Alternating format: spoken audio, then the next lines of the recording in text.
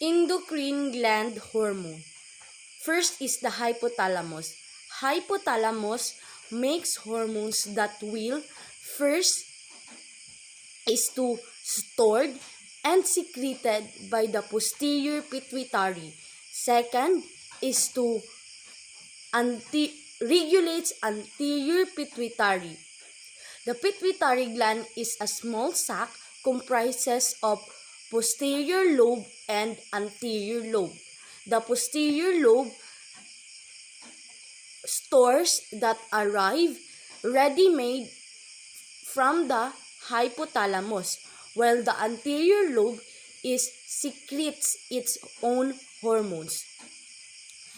The two main hormones that are produced by the hypothalamus to be secreted by the posterior pituitary are called oxytocin and antidiuretic hormones, or ADH, also called vasopressin. So, the first is the oxytocin. Oxytocin stimulates the urine contraction during labor, and it also involved in the release of milk during breastfeeding. Second is the antidiuretic hormones. It stimulates the urine. It stimulates the kidney to reabsorb water, inhibiting urine formation during the times of low blood pressure, thus helping the body to avoid hydration. The anterior pituitary. Next, the anterior pituitary makes and secretes 6 hormones that regulates other endocrine glands. And these hormones are, first is the growth hormone. Growth hormone is promote skeletal growth, muscles and bones, and direct cell to metabolize fat. Second is the prolactin.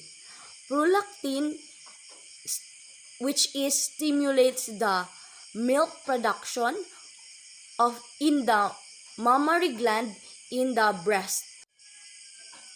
Third is the follicle stimulating hormones and luteinizing hormones regulate the gonals.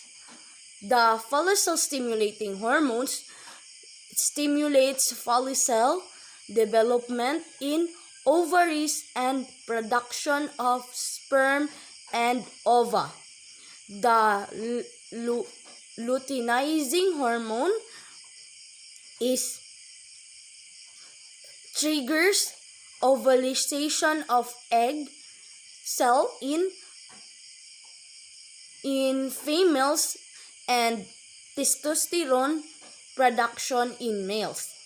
Fourth is the thyroid stimulating hormones, or thyrotropic hormones, which influence the growth and activity of thyroid gland. Fifth is the last is the adrenocorticotropic hormones, which regulates the activity of adrenal cortex to secrete glucocorticoids. Next, let's look at the thyroid gland that produces thyroid hormones, which is actually two hormones, the thyroxine, the T4, and the thiodothyronine, the T3.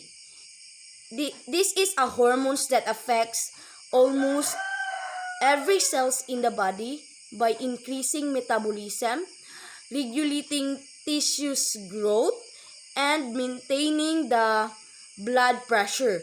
The thyroid also makes calcu cal cala makes calatonin, which lower the calcium levels. Next are the parathyroid glands.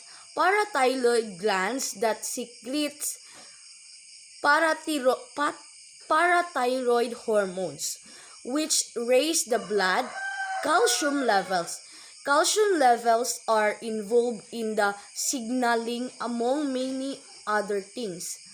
Then there are the adrenal glands. Adrenal glands, which are comprises of an inner adrenal medulla and the outer adrenal medulla, adrenal cortex.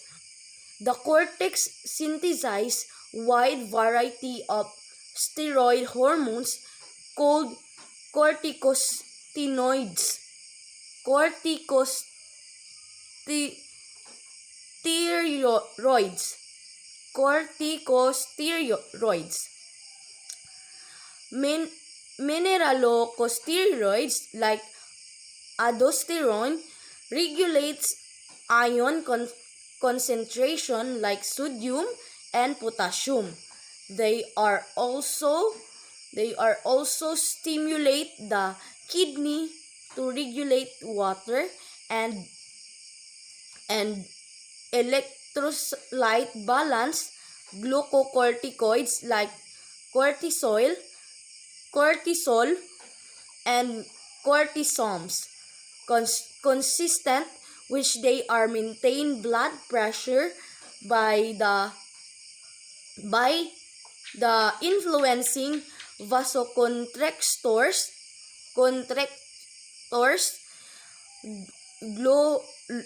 glucocorticoids helps to resolve long-term stressor by increasing blood glucose levels and have anti-inflammatory properties. Next is the gonacorticoids. Gonacorticoids is the sex hormones like are androgens, which typically converted into testosterone and estrogen. The adrenal medulla, on the other hand, synthesizes catecholamines like epipens and morphines.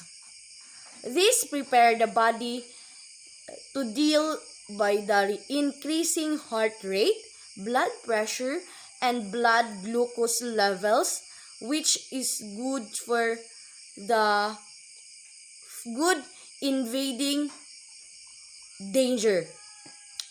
Next is the thymus. Thymus produce thymosin, which mature some types of white blood cells and promote and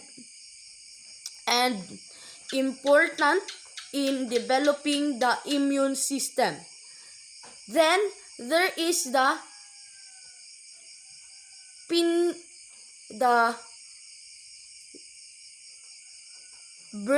pineal gland, formed in the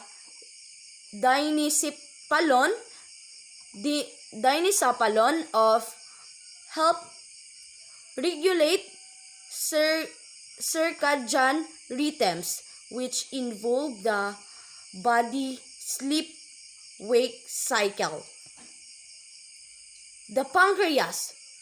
Then the pancreas, which produce insulin and glucagon, which are antagonists of the maintained blood sugar hemostasis.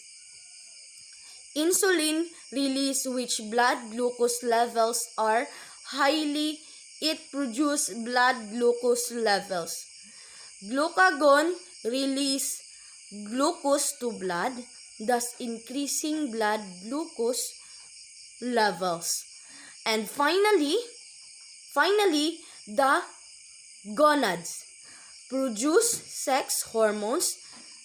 The ovaries produce estrogen and progesterone.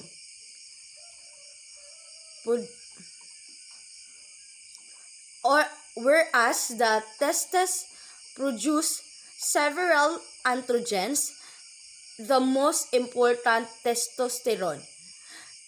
Estrogen stimulates the development and maintains secondary female sex characteristic and mature the female productive organ. With progesterone, estrogens also promote breast development and regulate menstrual cycle. And the second is the progesterone, promotes growth of the urine lining preparation for the implantation of the embryo in the uterus and help prepare breast lactation. Last, the androgens support sperm formation and development and membrane of the male secondary sex characteristics.